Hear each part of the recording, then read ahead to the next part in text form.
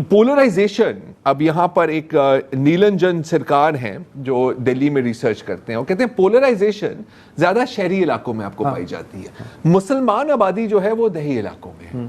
और ये जो एक मिथ थी कि क्योंकि वो कभी नहीं आप जीत पाएंगे इस पॉपुलेशन की वजह से, वो मिथ शैटर हो गया। अब यहाँ से यार मेरी नजर में कम से कम साबित होता है the power of propaganda. You know, हम जब देखते हैं ना कि जैसे कोई धुरंधर टाइप मूवी बनी है या कि कोई भी तारीखी मूवी बनी है तो उसमें मुसलमान बुरे हैं, हिंदू अच्छे हैं। आई मीन ये तो अब हर बॉलीवुड, हर एंटरटेनमेंट के अंदर ये इंसर्ट किया जाता है ना, एक जहर के टीके की तरह।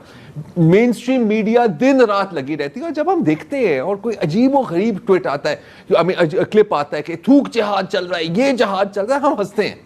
तो अचानक आहिस्ता आहिस्ता मैं यकीन करने लगूंगा। आप यकीन कर, मैं रेसिपिएंट जो आप इट विल फिल्टर इन। और लोगों के फिल्टर होते नहीं है यार।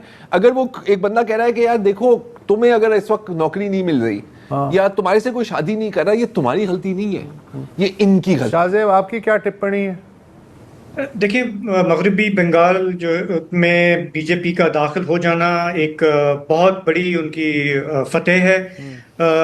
ये जो है एक रियासत है, लेकिन आप अगर इसकी अहमियत देखें आबादी के हिसाब से ये जर्मनी से ज़्यादा बड़ी है जी। तो जर्मनी यूरोप का अगर इकोनॉमिक तो हाँ, तो एक तो ये इसकी सिग्निफिकेंस है।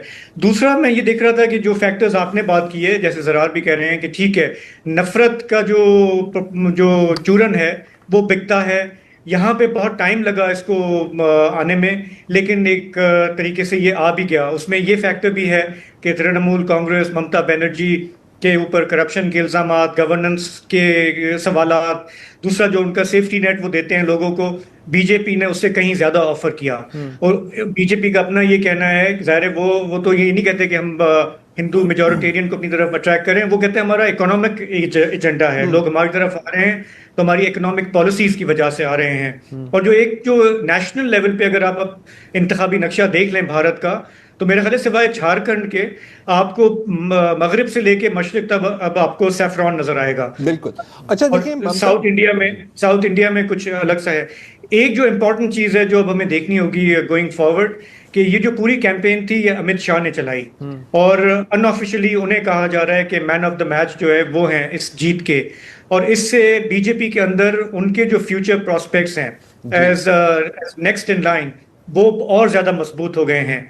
तो अगर हम समझते हैं कि नरेंद्र मोदी का एक डिवाइसिव हेट फिल्ड एजेंडा है, तो आप सोच लें कि जब अमित शाह अगर आते हैं उभर के नेक्स्ट इन लाइन तो वो क्या करेंगे। तो मोदी हमें मॉडरेट लगने लगे। मॉडरेट